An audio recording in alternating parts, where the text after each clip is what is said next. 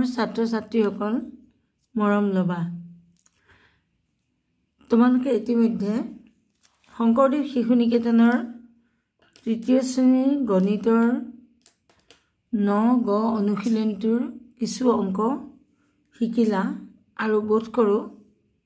সেইখিনি কৰিলা মই তোমালোকক কেইটামান অংক নিজৰ ববিয়াকে কৰিবলৈ দিছিলোঁ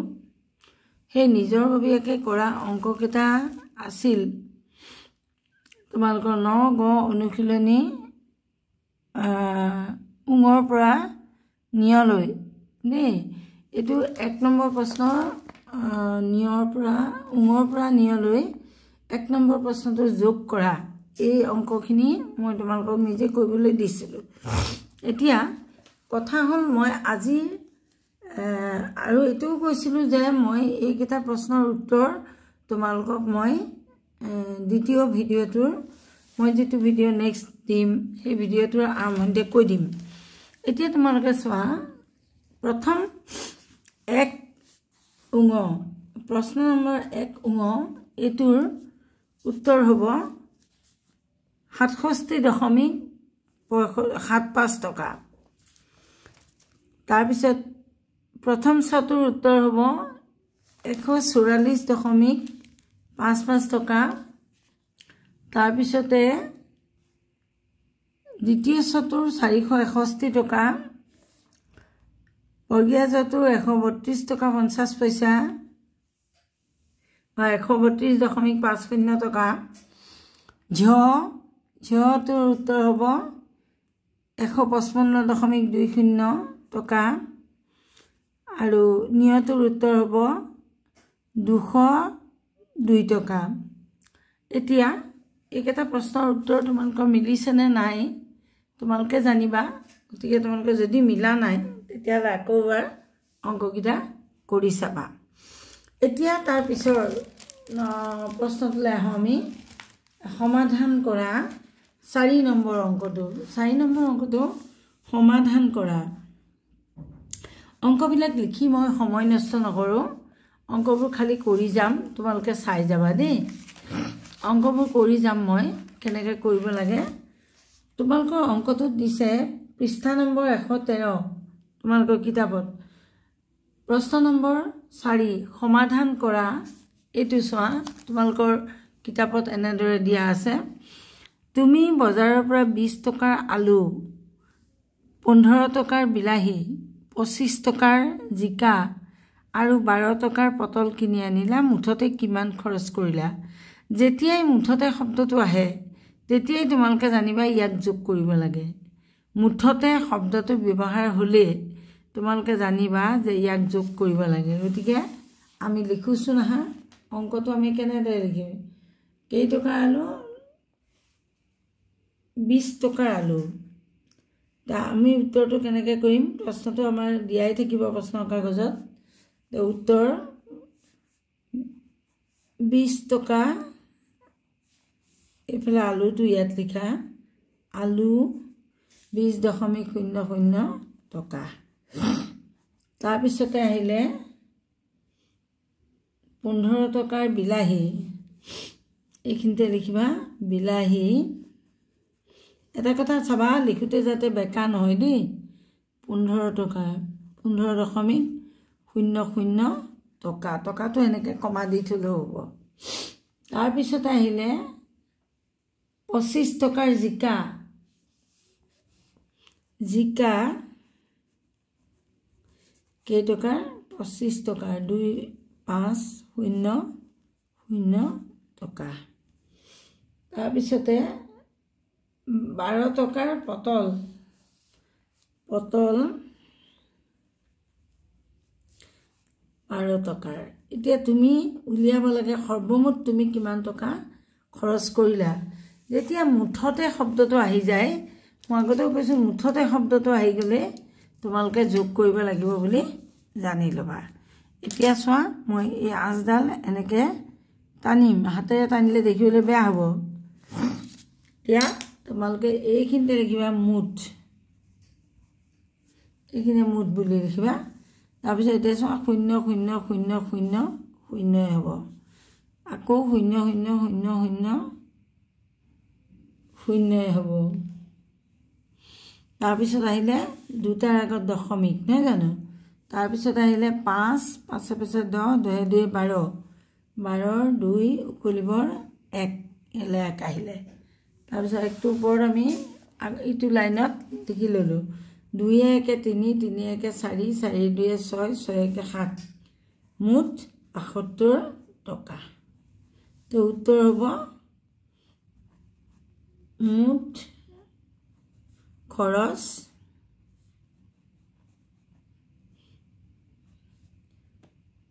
72.00 টকা এনেকৈ লিখি তোমালোকে এনেকৈ আঁচটা নিদিবা তাৰপিছতে 5 নম্বৰটো চোৱা এতিয়া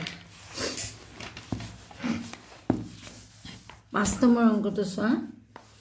মাতৃভাষা কিতাপখনৰ দাম 32 টকা গণিতৰ কিতাপখনৰ দাম 45 টকা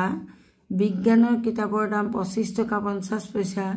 কিতাপ কেইখনৰ মুঠ দাম কিমান আকৌ মুঠেই সুধিছে তাৰমানে এইটো অংকও আমি যোগেই কৰিব লাগিব এতিয়া তোমালোকে কি কৰিবা প্ৰথমে লিখিবা মাতৃভাষা চমুকৈ লিখিবা দেই মাতৃভাষা গোটেইটো লিখিব নালাগে মাতৃভাষা কিতাপখনৰ দাম লিখিব নালাগে এনেকৈ লিখিলে হ'ল মাতৃভাষা 32 টকা তাৰপিছতে আহিলে গণিতৰ 45 টকা গণিত 45 টকা 45.00 টকা তাৰপিছতে বিজ্ঞানৰ কিতাপৰ দাম 25 টকা 50 পইচা না বিজ্ঞান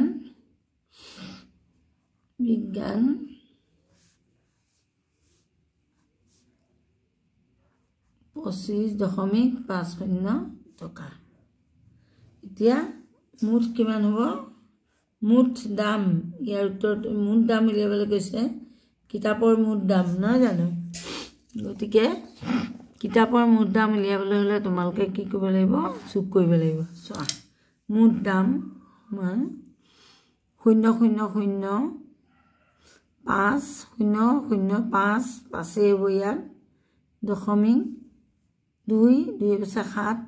7 পাঁচে 12 12 2 উকলিবৰ 1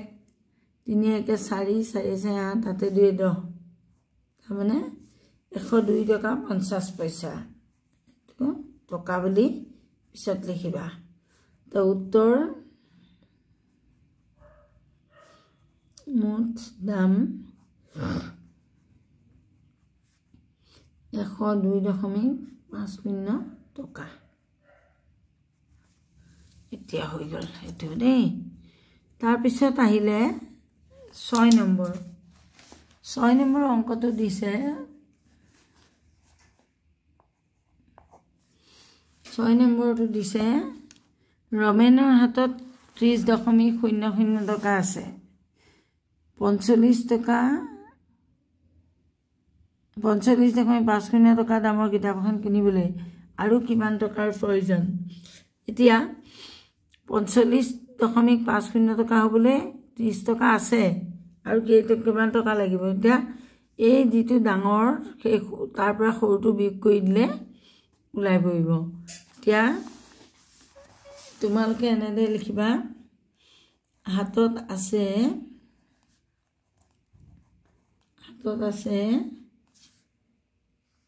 30 টকা 30.00 টকা তাৰপিছতে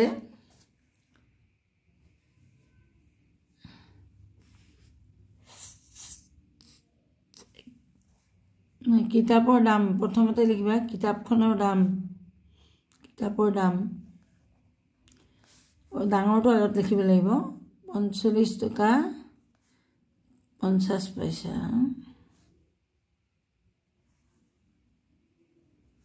45.50 টকা আৰু আছে 30 টকা গতিকে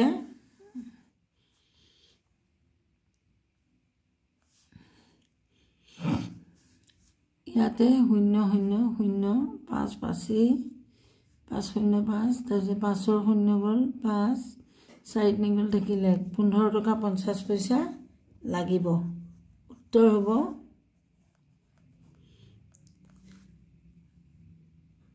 15 টকা 50 পইচা 15.50 টকা আৰু লাগিব লিখি দিলা হৈ গ'ল বাস তাৰপিছতে ইয়াৰ পিছৰ অংকটো চোৱা ইয়াৰ পিছৰ অংকটো 7 নম্বৰটো চোৱা হিয়াৰ দেউতাকে 100 টকা লৈ বজাৰলৈ গ'ল বজাৰত খৰচ হ'ল 68.75 টকা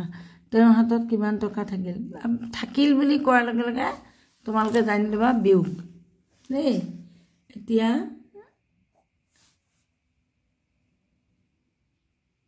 হিয়াৰ দেউতাকৰ হাতত আছিল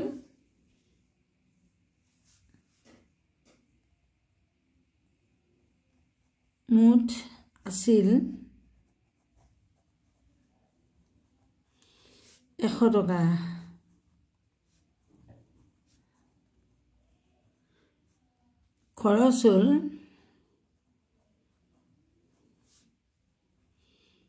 খৰচ হ'ল কিমান টকা 68.75 দুটা সংখ্যা ন 68.75 এতিয়া এইটো ধাৰ কৰা বিয়োগ হ'ব এতিয়া বাকি থাকিল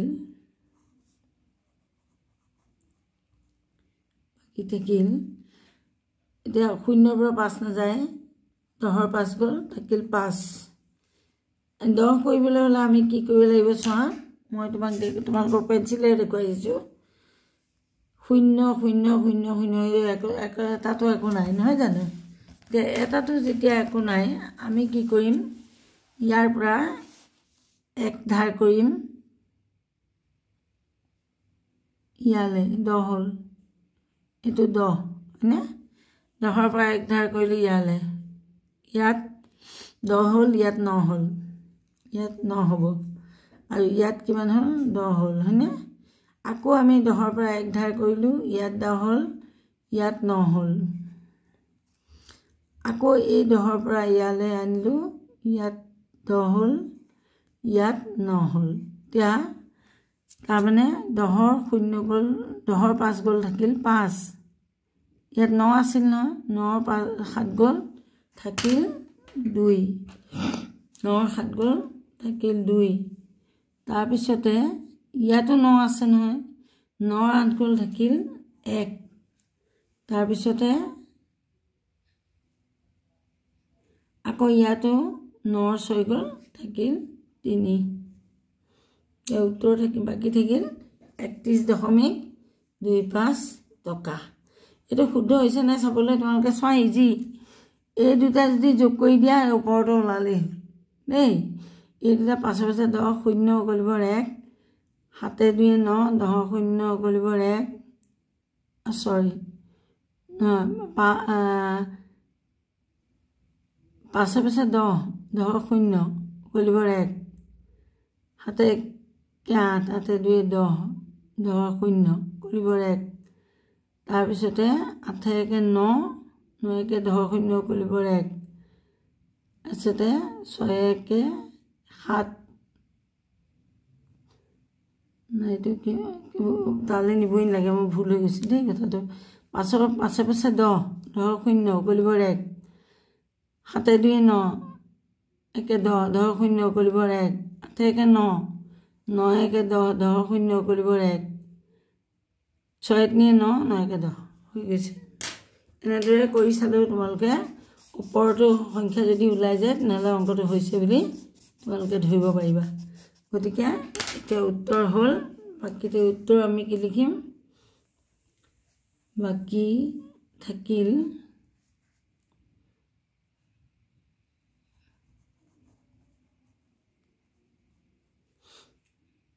31.25 টকা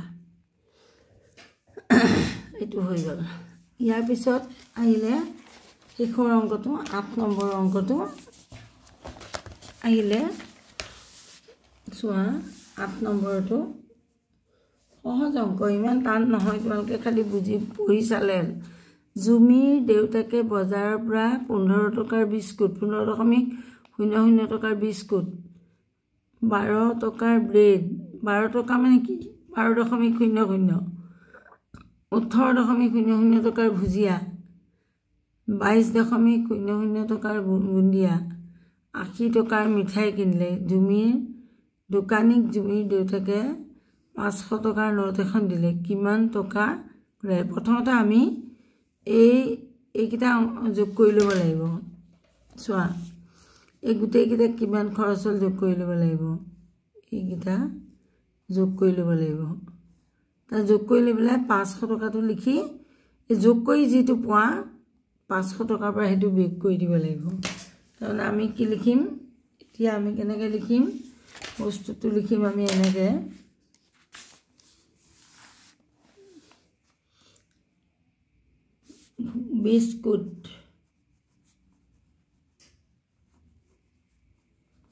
বিস্কুট কেই টকা 15 টকা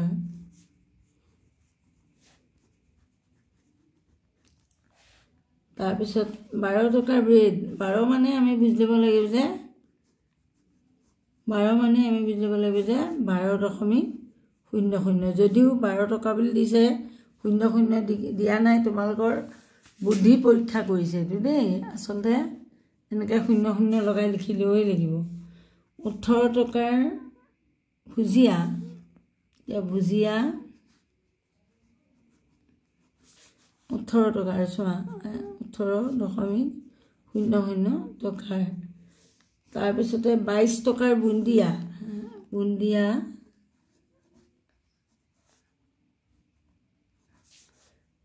22 টকাৰ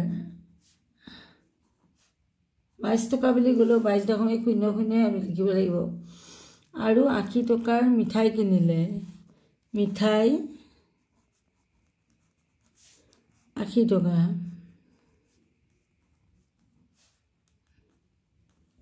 এতিয়া আটাইকেইটা আমি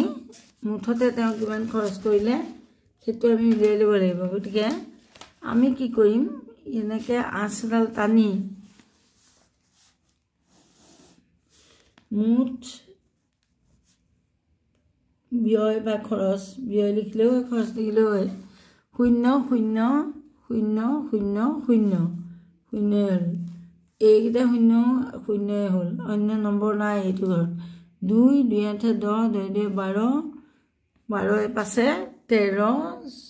14 15 16 17 12 পিছে 17 7 কলিবৰ 1 তাৰপিছতে একটো আমি ওপৰত লিখি ল'লোঁ 1 1 2 2 1 3 3 1 4 4 2 6 6 8 14 6 8 14 এটা কোৱাচোন হয় নহয় আকৌ এবাৰ চোৱা 0 এই দুটা 0 5 2 7 7 8 15 16 17 7 কলিবৰ 1 1 1 2 2 1 3 3 1 4 4 2 6 6 8 14 হৈ গ'ল 147 টকা মুঠ খৰচ হ'ল 147 টকা তাৰ দোকানীক দিলে আমি আকৌ লিখিব লাগিব দোকানীক দিলে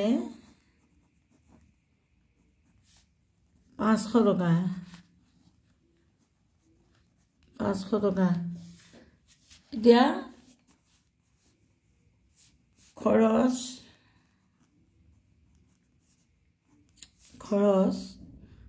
কিমান আছে 147 টকা